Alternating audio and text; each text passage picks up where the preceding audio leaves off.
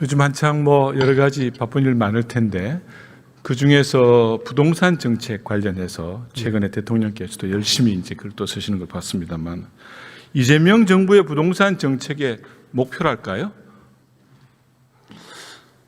지금 말씀드릴까요? 크게 보면은 결국은 국민들에게 적정하게 본인들이 원하고 또 감당할 수 있는 그런 안정적인 주거를 확보하는 것, 그것이 가장 기본이라고 생각합니다. 그 과정에서 과도한 어떤 집중이라든가 또는 부동산 시장의 어떤 과도한 과열 이런 것들을 적정하게 관리해가는 것도 그에 수반되는 그러한 목표라고 생각합니다. 네, 제가 표를 하나 좀 제시해 보겠습니다. 여기가 지난 작년 6월 달에 경실련에서 발표한 자료입니다. 서울 지역 아파트 30평형 아파트 가격의 시세 변동인데요. 2003년도에 3억짜리 아파트가 25년도에 12억이 넘었습니다. 4배 이상 오른 거죠. 보시면은 각 정권별로 이렇게 급등 시기가 나타나고 있습니다. 어떻게 생각하십니까? 네, 그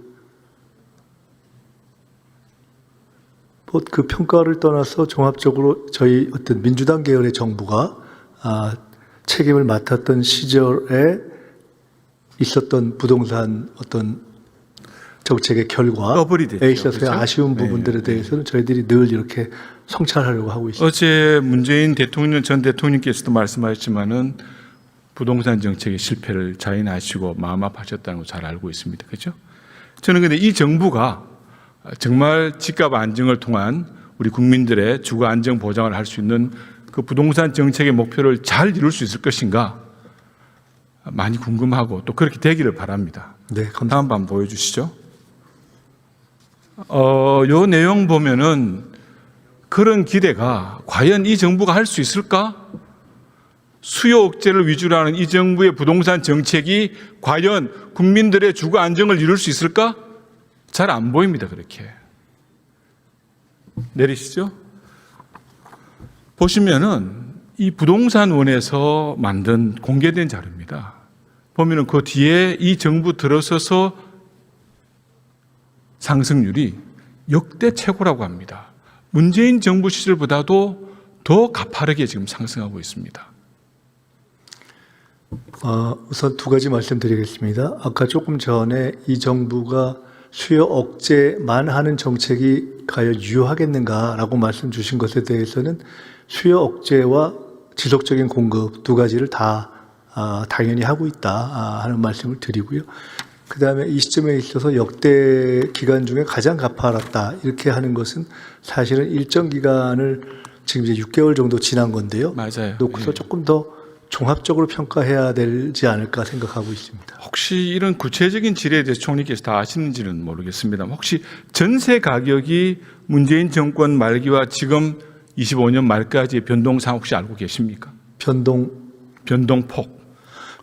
서울 아파트를 기준으로 하시죠. 네네. 지금 말씀하신 문재인 정부와 현 정부의 어떤 전세 가격의 변동폭은 제가 정확하게 수치로 말씀드리진 못하겠는데 총리가 되니까 거의 매일 물가하고 그다음에 지금 부동산 시장 상황에 대한 표를 계속 갖다 줘서 저도 보고 있습니다. 제가 말씀을 드리면 6.3%가 올랐어요.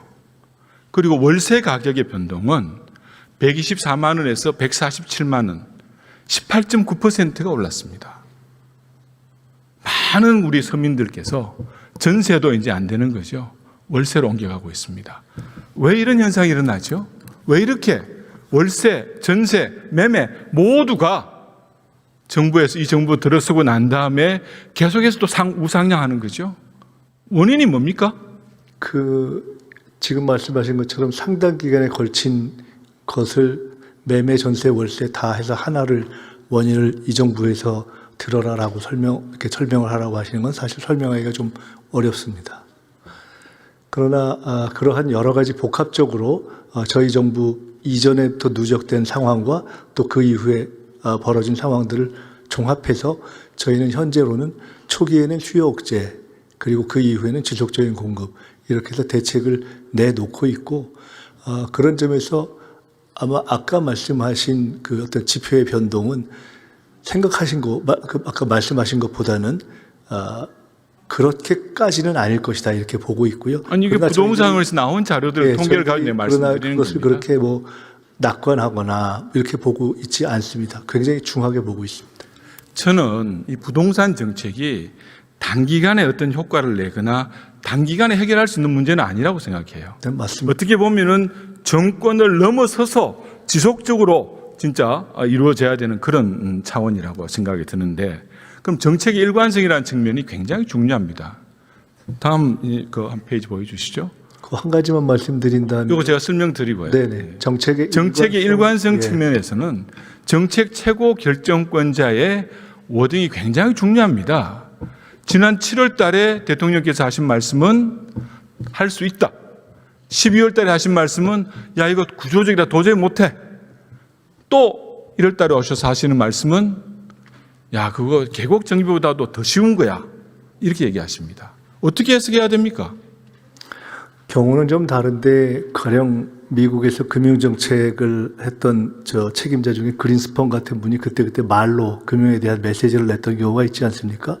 지금 부동산에 대해서는 저희가 원래 말씀드린 어떤 안정화라는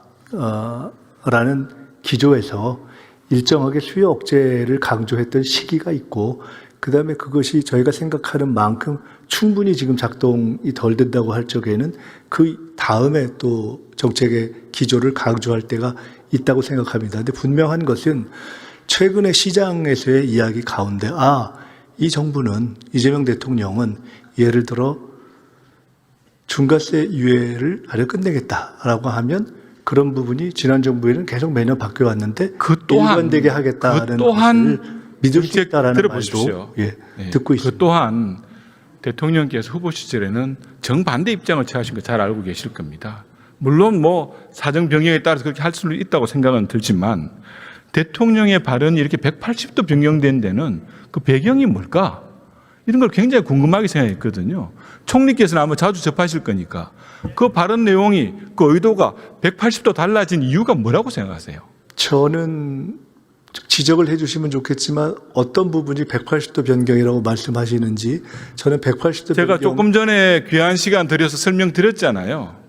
잘 정확히 들어주십시오. 저는 일관된 원칙의 기조 위에 강조점의 변화라고 생각합니다. 일단 알겠습니다. 다음 더 잘 알고 계시는 저기 누구시죠? 우리 국토부 장관님 나와 주시죠.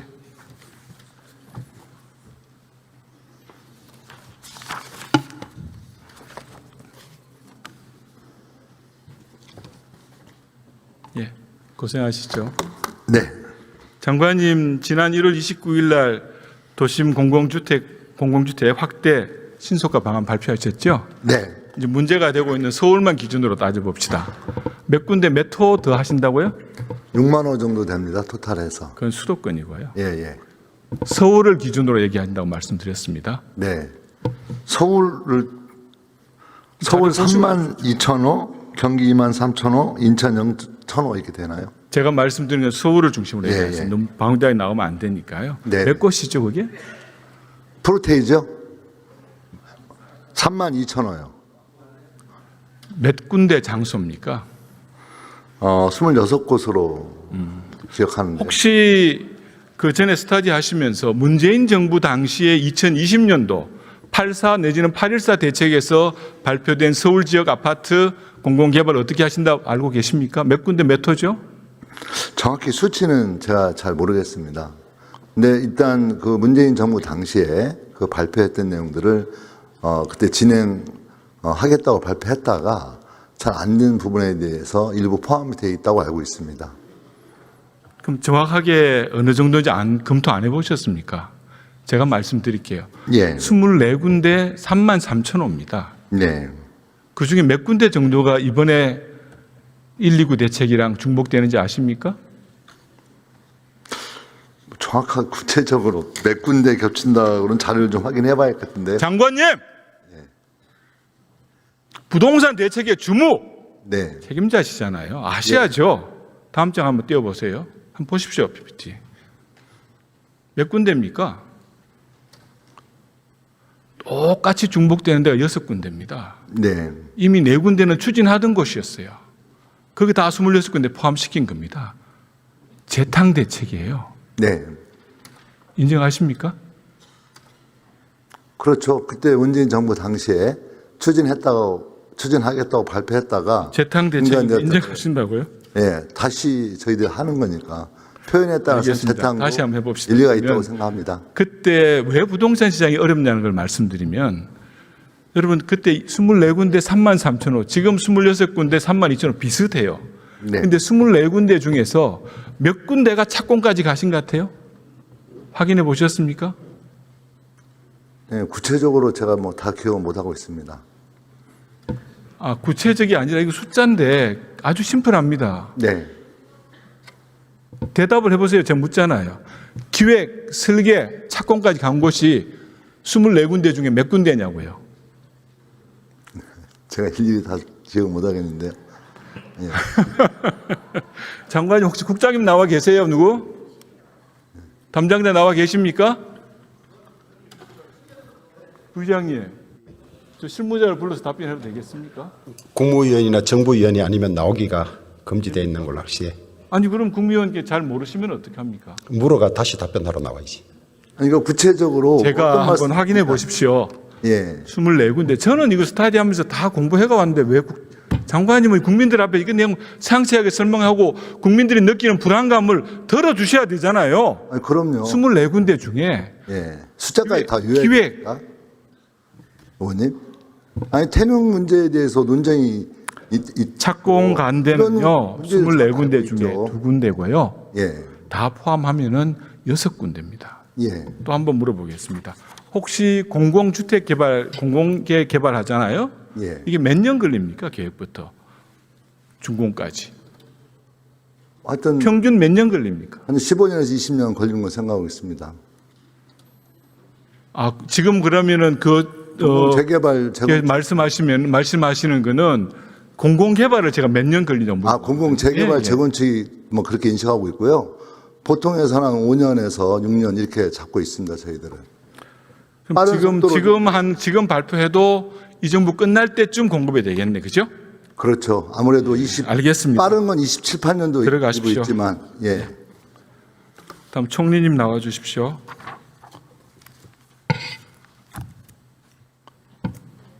제가 좀 기다리겠습니다. 예, 아마 화장실 가신 것 같은데.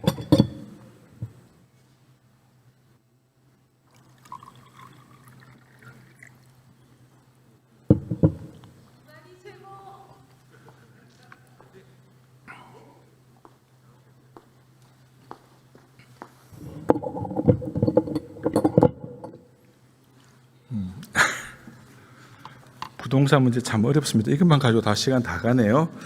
요즘 제가 대통령님 글 쓰시는 거 보면은 다주택자들을 마귀가 깃든 사람 같은 사람처럼 이렇게 또 부동산 폭등의 원인을 다주택자의 탐욕으로만 모든 거 다 몰아가 갖고 계신 것 같아요. 그런 느낌 안 드십니까? 저는 예. 국민들을 향해서 마귀가 깃든 사람이라고 얘기한 사람 우리 역사에 두 사람이 있었어요. 궁예하고 이재명 대통령이세요. 그 표현은 다주택자 일반을 향한 표현은 아니었던 것으로 저는 알고 있습니다. 그것 좀 이렇게 원인이 다른 데도 많이 있다 이러면은 너 투기 세력 감사하느냐, 언론이 그것밖에 못하냐 막 질책하세요. 저는 결코 이런 식의 정책 집행, 이건 부동산 정책이 아니에요. 저는 부동산 정치라고 생각합니다. 이거 부동산 가격 오르는 거는 단순한 물론 투기 세력에 대한 억제 있어야 되죠. 하지만 공공의 공급 대책도 있어야 되고 특히 민간의 재건축, 재개발 같이 가야죠. 예. 활성화시킬 수 있는 방안들도 같이 연구하셔야죠. 그리고 거기에 대한 적정한 수요 대책 만드셔야죠. 집이 주식처럼 오늘 팔고 내일 팔고 합니까? 평생 살면서 몇 채 삽니까? 젊을 때 방 한 칸 사고 조금 늘어가지고는 전세 옮기고 그래 가서 좀 더 나은 집 가는 게 인간의 욕망 아니겠습니까? 여기에 지방과 중앙의 발전의 문제, 교육의 문제, 생활권 문제, 교통의 문제 모두가 다 포함되어 있는 거예요. 그런 복잡한 문제를 너 때문이야. 이런 식의 해법은 맞지 않다는 얘기입니다. 예, 종합적으로 제가 부탁드리는 것은 우리가 에너지 믹스라는 얘기 하잖아요. 이것저것 다 쓰는 거. 부동산도 근본적으로 뭐가 어떻게 돼야 되는지 한 부동산 믹스도 만드십시오. 네. 다음 관세 문제 한번 가볼까요? 지금 얘기 쭉 들어보면은 총리님 모두 부동산 이 관세 문제는 입법 지연이다 이렇게 이제 말씀을 하셨어요. 100%. 혹시 1월 16일자 로이터 통신 구윤출 우리 부총리 인터뷰한 기사는 알고 계십니까? 뭐 여러 가지 인터뷰가 있으니까 구체적인 말씀을 주십시오. 1월 6일자, 알고 계시냐고요? 1월 16일자. 1월 며칠자 누구 하다 이렇게 하면 사실 그걸 제가 어떻게 알겠습니까? 내용을 말씀해 주셔서 그걸 본 적이 관세에 있는데 관련돼서 우리 이재명 정부의 본심이 드러난 그런 인터뷰였는데 그걸 모르셨다니까 유감이 있네요. 아니 그 내용을 말씀을 알고 계십니까? 하니까요. 아니 1월 며칠자를 하라면 제가 무슨 AI도 아니고 그러면은 어떻게 뭐 알겠습니까? 구준철 부총리 인터뷰 내용은 알고 계십니까? 아니 그러니까 알겠습니다. 인터뷰 모르시는 내용을 걸로 하고 알려주셔야죠. 제가 알려드릴게요. 네네. 다음 PPT 한번 보여주십시오. 로이터 통신 인터뷰에 우리 경제총사령탑인 구준철 부총리의 내용입니다. 상반기 대미 투자 어렵습니다. 또 2월부터 돼가지고 국회에 한번 우드에스크에 한번 요청해 볼 생각입니다. 윌레스크도 아닙니다. 우드에스크예요. 또 이 미국 법원 판결이 어떻게 될지 내가 한번 봐야 되겠습니다. 영향은 많이 미칠 겁니다. 이렇게 하셨어요. 어떻게 생각하세요? 이거는 영향이 없었다고 생각하세요? 저 인터뷰는 처음 보셨어요? 아니 저 봤습니다. 저 인터뷰는 문자 그대로 예를 들어 뒷단에 붙어 있는 미국 대법원의 판결도 영향을 미칠 수 있을 거라든가 환율 때문에 투자에 있어서 어려움이 있다 하는 것은 우리가 어떤 합의를 할 때 이후에 생긴 상황에 대한 예측과 전망입니다. 그리고 우리가 저희들이 원래 했던 적어도 입법 지연 문제는 우리 이재명 대통령님께서나 이 정부의 사실 말씀은 아닙니다.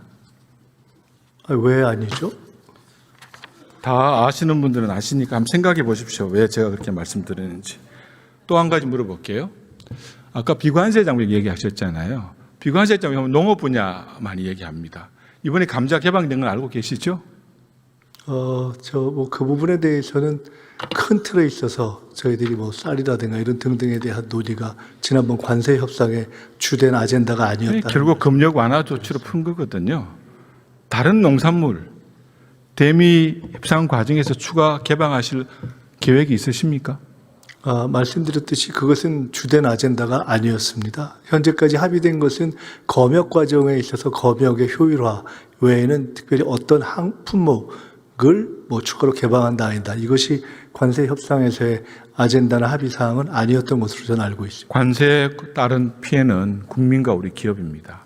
저는 총리님의 인식이 조금 전에 하신 말씀들을 들어보면은 압력이다, 실제 행동이 안 나서고 있다, 기울어진 눈동장이다, 우리가 뭐 잘못한 게 있냐, 이런 인식들은 참으로 아쉽다. 또 너무 사안을 경하게 보신다. 비관세 장벽, 우리 농민 지켜내는 의지 표시해 주셔야 되는 것도 맞는 얘기고요. 저희가 다음 넘어가 보겠습니다. 이 상황을 저희가 원래 있었을 때 합의를 엄격하게 저희가 어긴 것은 없습니다. 그럼에도 불구하고 미국 측의 불만족에 의해서 새로 생기고 있는 압박에 대해서 매우 중하게 보고 있습니다. 그리고 그렇게 대응하고 있습니다. 그것을 전혀 가볍게 보고 있지 않다 이렇게 말씀드립니다. 인식이 너무 한쪽만 보고 있는 것 같아요. 편하신 방향으로만. 알겠습니다. 혹시 반도체 관련해 가지고 TAT라는 얘기 들어보셨습니까? 어떻게 해요? TAT? 예. TAT가 뭔가요? 말씀해 주십시오. 반도체 말도 우리 웨이프로 만들잖아요. 네네. 웨이프 한 장에서 반도체 하나 칩으로 만드는데 얼마나 걸려요? 잘 모르겠네요. 말씀해 주십시오. 아유 참. HBM 같은 경우는 한 3개월 걸립니다. 한 장에서. 그래서 안정적인 전기 공급이 중요하고요. 참고해 주시고 이거 옮기는데도요. 그 반도체 생산에 있어서의 어떤 안정성의 필요를 말씀하시는 것이라면 당연히 그것에 대해서는 그렇게 생각하고 있습니다. 제가 왜 그 말씀을 드렸냐? 재생에너지 많은 곳으로 와달라. 의원들은 그렇게 얘기할 수 있어요. 자기 지역에서. 정책 책임자는 그런 얘기하시면 안 되는 겁니다. 정책 책임자가 그런 말씀을 드린 적은 없는 것으로 알고 있습니다. 대통령께서 하셨습니다. 어, 재생에너지가 많은 곳으로 관심 가져 두시라는 말씀. 그것은 현재 있는 반도체 산단 문제가 아니라 앞으로 장기적으로 그런 관심을 가지고 우리가 지방으로 가야 한다는 생각은 대통령뿐만 아니라 저희 정부에서 많은 사람이 그렇게 생각하고 그것이 옳다고 생각하고 있습니다. 국회의원들은 그 말씀 자기 지역 발전을 위해서 얼마든 하실 거라고 하는데요. 정책 결정자들은 신중하셔야 된다는 말씀. 지방주도 성장의 기조는 계속 가져가도록 하겠습니다.